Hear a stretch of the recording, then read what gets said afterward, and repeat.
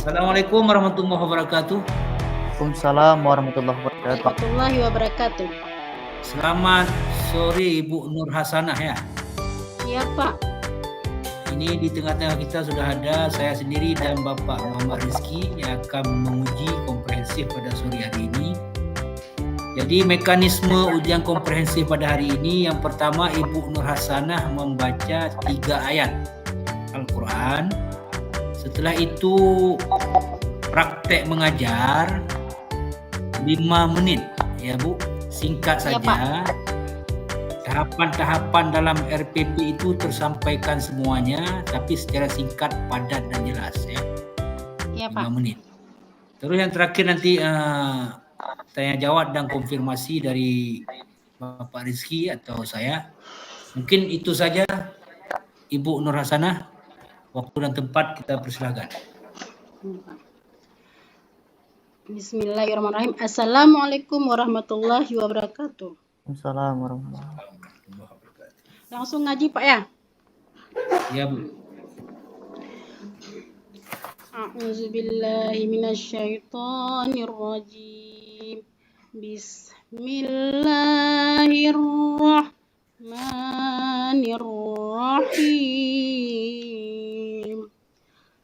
Tabarakalladzi biyadihil mulku wa huwa ala kulli syai'in qadir.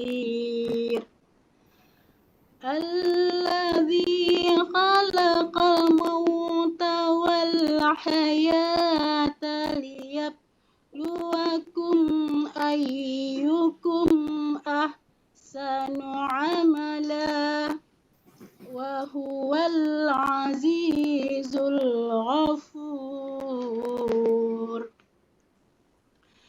Alladzi khalaqa sab'a samawatin tibaqa ma tara fi khalqir rahmani min tafawut farji'il basara hal tara min futur. Sadaqallahul azim. Sadaqallahul azim. Alhamdulillah. Assalamualaikum warahmatullahi wabarakatuh. Waalaikumsalam. Apa kabar anak soleh dan soleh ibu hari ini? Sehat? Bagaimana anak-anak ibu semuanya? Sudah siap untuk belajar? Ada yang datang hari ini? Ibu absen ya? Irwan Hamdi? Ya. Hadir ya? Oh, semua hadir hari ini ya? Alhamdulillah. Berarti anak-anak ibu semua hadir semua hari ini ya. Coba lihat di bangkunya masih ada sampah. Iya, udah bersih berarti ya. Berarti sudah siap kita untuk belajar. Pada hari ini kita akan belajar tentang menyayangi anak yatim yang terdapat di dalam Quran surat Al-Ma'un.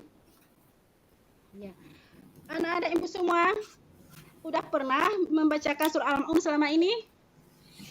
Iya, di tempat ngaji nak ya. Ya. Hari ini kita belajar tentang Quran surat Al-Ma'un. Quran surat Al-Ma'un adalah surah yang ke-107 di dalam Al-Quran. Arti Al-Ma'un adalah barang-barang berguna. Quran surah Al-Ma'un diturunkan di kota Mekah, dinamakan dengan surah Makkiyah. Surah Al-Ma'un terdiri dari 7 ayat ya. Di sini kita akan belajar tentang Quran surat Al-Ma'un ya. Bentar. Sebelum kita melanjutkan pelajaran, seperti biasanya kita berdoa terlebih dahulu ya. Sama-sama kita berdoa anak ya. Berdoa mulai. Rabbi zidni ilma warzuqni fahma. Amin. Hari ini kita belajar tentang Quran Surat Al-Ma'un. Capaian pembelajarannya, peserta didik mampu membasis dan memahami pesan pokok Surah Al-Ma'un. Tujuan pembelajarannya, meyakini Surah Al-Ma'un sebagai firman Allah, terbiasa membaca Surah Al-Ma'un, melafalkan Surah Al-Ma'un dengan benar, mengartikan Surah Al-Ma'un dengan benar, menjelaskan makna pokok Surah Al-Ma'un.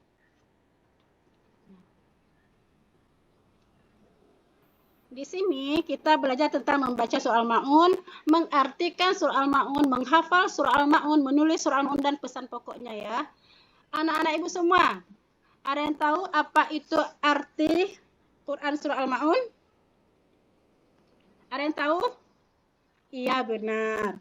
Quran Surah Al-Ma'un itu artinya barang-barang berguna. Ada berapa ayat anak-anak ibu Surah Al-Ma'un? Ya betul, ada 7 ayat. Sekarang sama-sama kita bacakan Surah Al-Ma'un ya. Bismillahirrahmanirrahim. Ara'aital ladzi yukazzibu biddin. Fazalikal ladzi yad'ul yatim. Wala yahuddu ala ta'amil miskin. Fawailul lil musallin allazina hum an salatihim sahun allazina hum yura'un wa yamna'unal ma'un. Sekarang ketua kelas coba bacakan surah Al-Ma'un.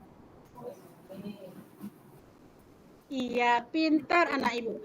Sekarang ada lagi yang bisa? Coba, ada yang bisa lagi baca?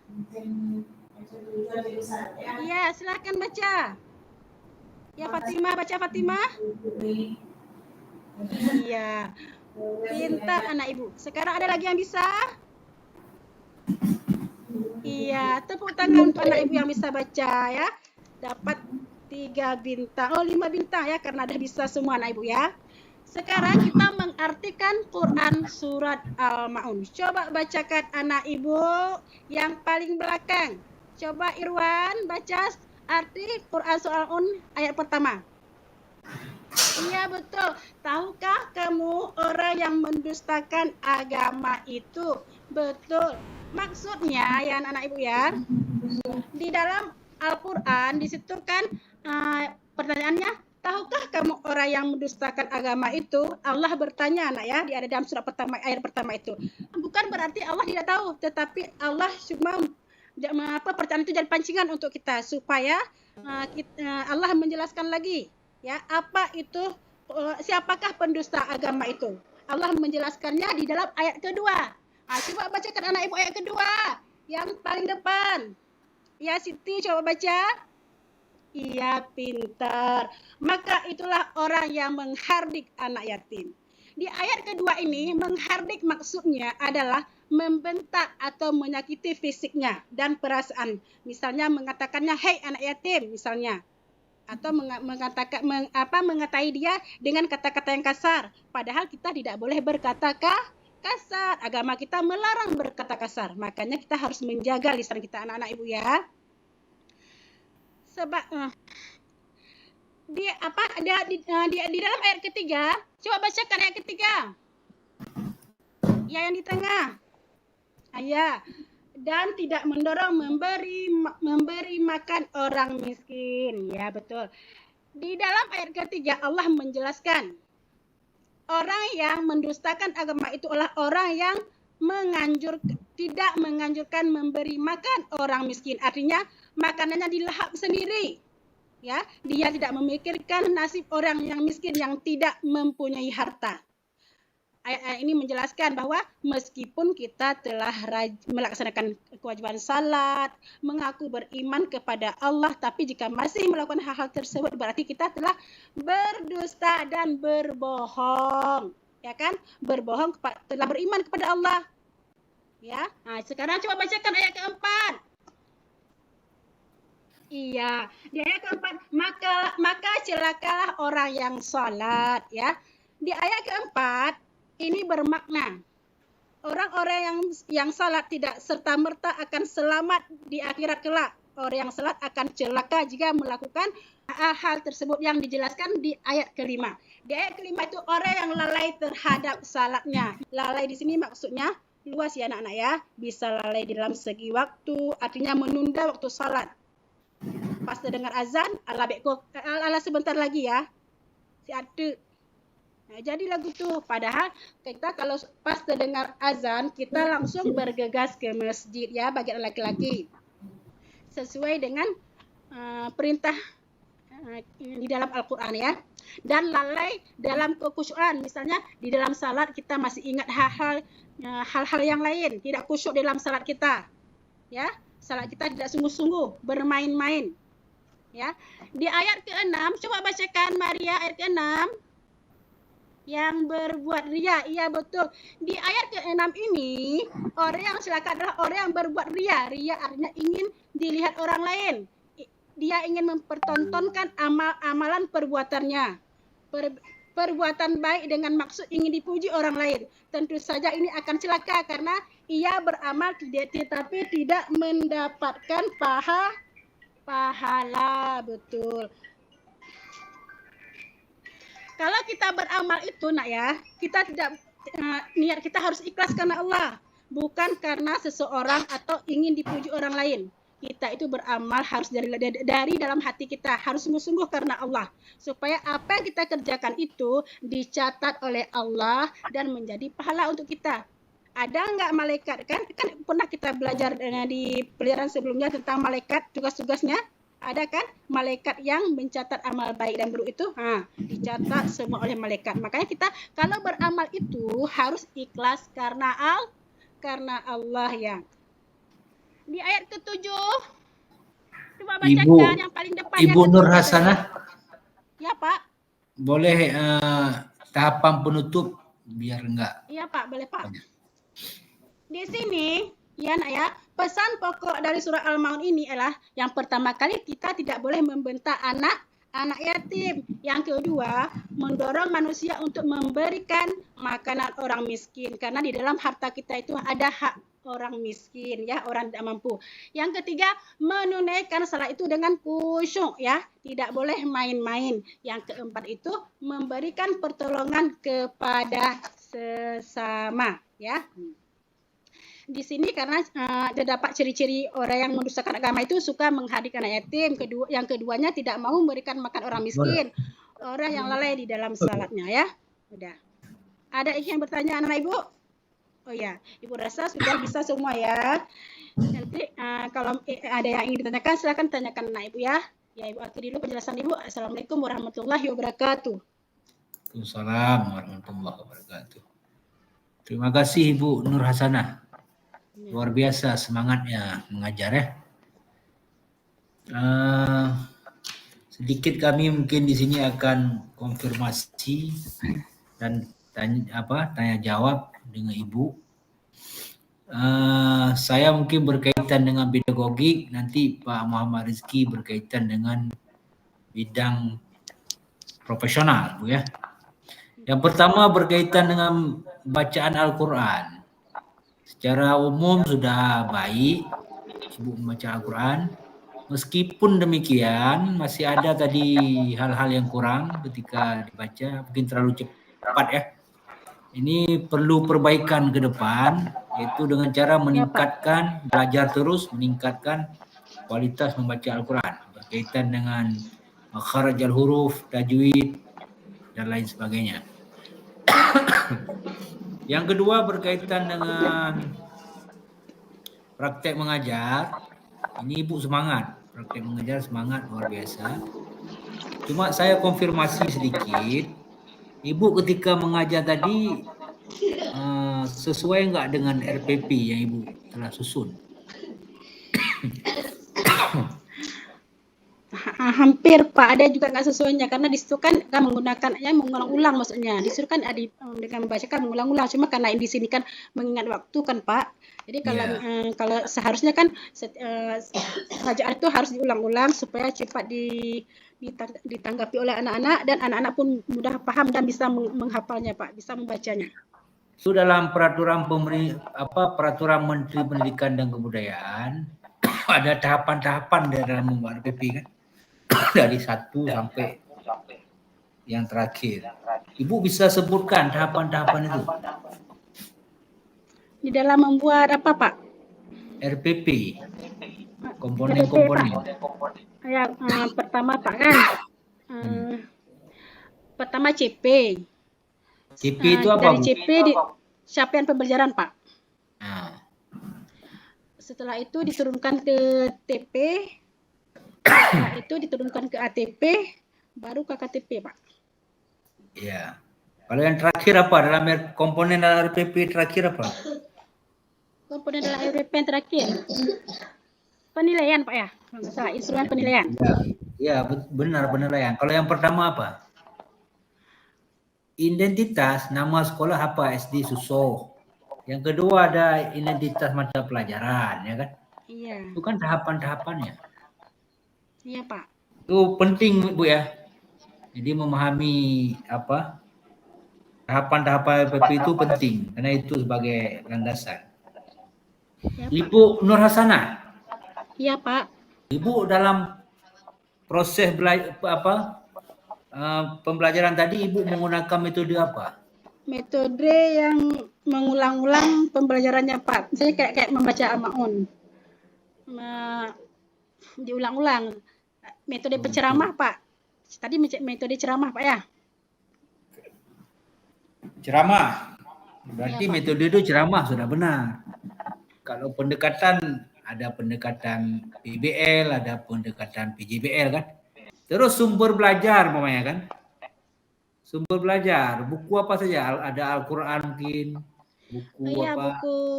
Buku paket pegangan guru dan anak, habis itu Al-Qur'an Pak. Oke, bagus.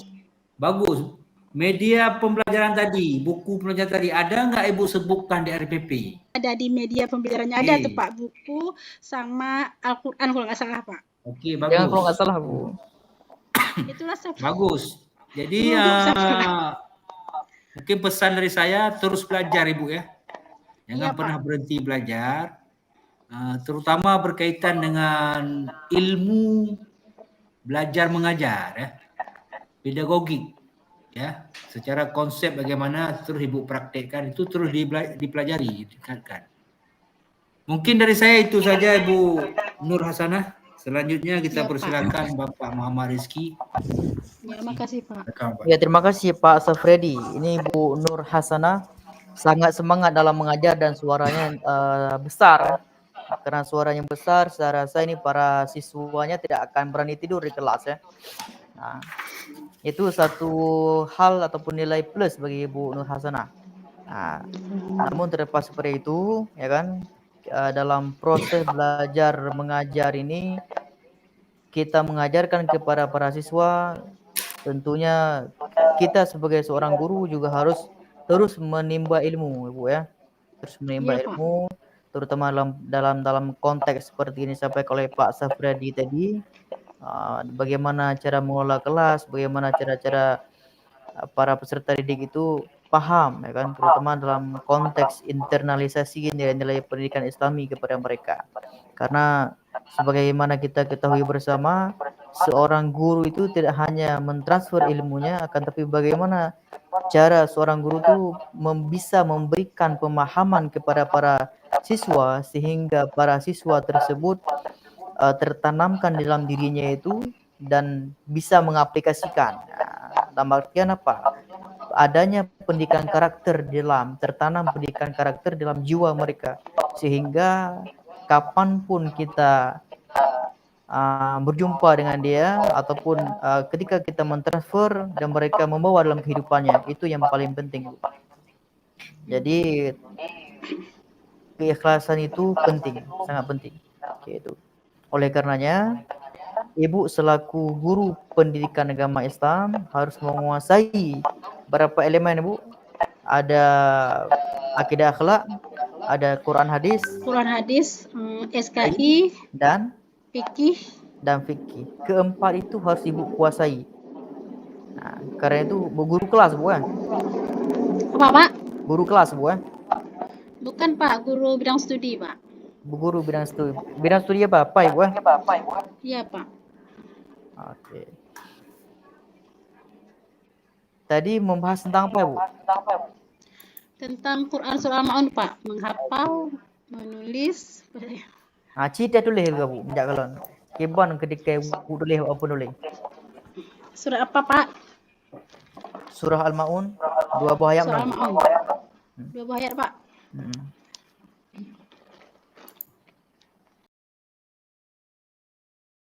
Coba dinampakkan Bu. Bismillahirrahmanirrahim. Ara'aita alladhi yukadzibu biddin faza atau fadha Bu? Faza nih Pak. Buru-buru Ara'aita Faza nih Pak alladhi yukadzibu biddin fadzalika alladhi yad'u'ul yatim. Nanti dilihat Quran lagi Bu ya. Oke, baik. Maksudnya apa? Kenapa saya suruh tulis itu? Pasti Ibu menuliskan di papan tulis itu. Jadi harus benar kan?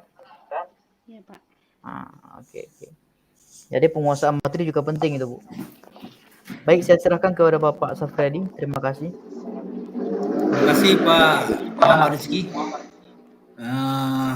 Berarti sudah selesai.